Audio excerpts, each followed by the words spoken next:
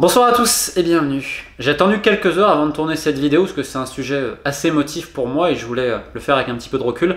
Mais aujourd'hui, la commission d'éthique de la FIFA a banni à vie le président de la Fédération haïtienne de football, M. Jean Bart, avec également une amende d'1 million de francs suisses.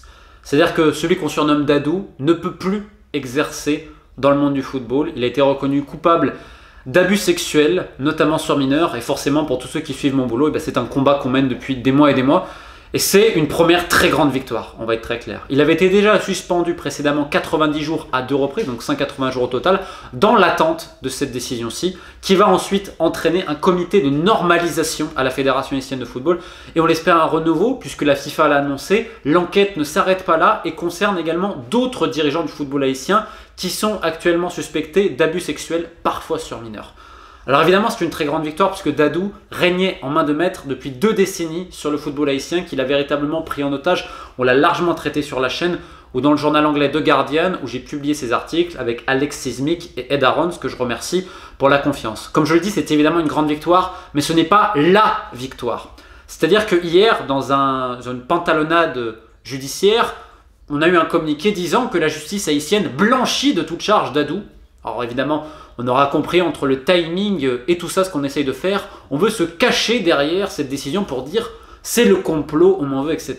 Je rappelle que Dadou a été reconnu coupable devant la commission d'éthique de la FIFA d'abus sexuels en plus, et pas que sur une personne, sur des mineurs. Évidemment, aujourd'hui, une autre intrigue va arriver, c'est la casse-prison. Quid, comment ce monsieur pourrait être traduit devant la justice? On se rend compte que la justice en Haïti, si besoin était de le prouver encore, n'est absolument pas fiable et complètement gangrénée et corrompue. Donc le salut évidemment viendra de l'international, puisque des viols se sont commis notamment sur le sol français, et je le répète, lors de la Coupe du Monde féminine des moins de 20 ans en 2018. Il y a eu également quelque chose en Suisse en 2010, mais ça on aura le temps d'y aller, et évidemment aussi aux États-Unis. Comme je l'ai dit, d'autres dirigeants sont impliqués dans des abus sexuels, également des arbitres instructeurs FIFA qui venaient en Haïti et qui recevaient de jeunes arbitres comme prostituées de la part du président de la commission des arbitres haïtiennes, M. Rosny-Grant, qui est évidemment dans le viseur de beaucoup de personnes. Alors il va falloir du temps et j'encourage aujourd'hui les gens à parler, évidemment. Donc pour tous ceux qui veulent me contacter de manière sécurisée, parce que ce n'est pas fini cette affaire, il faut aller au bout du bout du bout du bout, on ne va pas s'arrêter là. Mon site internet, vous y allez, le lien est dans la description, romainmolina.com. Formulaire de contact, c'est fait de manière sécurisée et vous pouvez même m'écrire en créole, il n'y a pas de souci. Évidemment, c'est une vidéo un petit peu particulière parce que ça représente des mois et des mois de travail, de risque, de tout ce que vous voulez. Je tiens évidemment à tout mon chapeau aux filles et même à un garçon aussi qui se reconnaîtra parce que lui aussi avait été victime, alors pas de Dadou mais d'une autre personne, à ces héroïnes qui m'ont donné une véritable leçon de vie depuis des mois et des mois. Honnêtement, quand toute cette affaire sera finie, on fera sans doute un making-of ou je ne sais pas. Il y a eu tellement de moments, vous imaginez même pas par quoi on est passé. C'était complètement délirant. On est une petite équipe, indépendamment du Guardian, également d'autres personnes qu'elles, je pense, elles se reconnaîtront. Il y a notamment 2 femmes et un ami très cher qui a été essentiel à ce dossier-là. Et toutes les petites mains également qui ont aidé. C'est un grand jour aujourd'hui parce que ça va libérer le football haïtien d'un dictateur, il n'y a pas d'autre mot. Alors, il y a encore du boulot, on n'y est pas encore, mais on va y aller jusqu'au bout. C'est pour ça que j'encourage les gens à parler, à partager de plus en plus tous les articles qui en parlent et même cette vidéo, parce qu'il faut que ça sache aujourd'hui ce qui s'est passé. Ça reste quand même un jour historique, même dans l'histoire du foot, c'est-à-dire 2 ou 3 ans après la condamnation similaire en Afghanistan pour le président de la fédération, mais lui, ça n'impliquait pas des mineurs.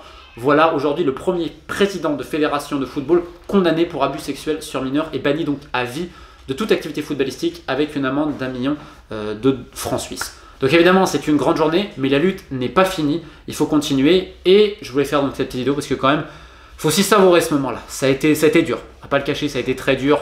C'était très dur. Là, maintenant, il y a cette idée de dire la justice haïtienne me blanchit, mais personne n'est dupe. Donc maintenant, que ce soit les filles et tous les autres, faut y aller. Aujourd'hui, c'est une première victoire, marchons ensemble vers la seconde, c'est-à-dire la casse-prison, et la troisième, comité de normalisation, et surtout les autres dirigeants impliqués dans ces abus. Je dirais même une quatrième, les acolytes, les alliés, comme Nella Joseph, la complice de M. Jean Bart, qui lui permettait d'abuser de jeunes mineurs. On parlera bien entendu du bikini show et que sais-je, ne vous inquiétez pas, ils sont au courant.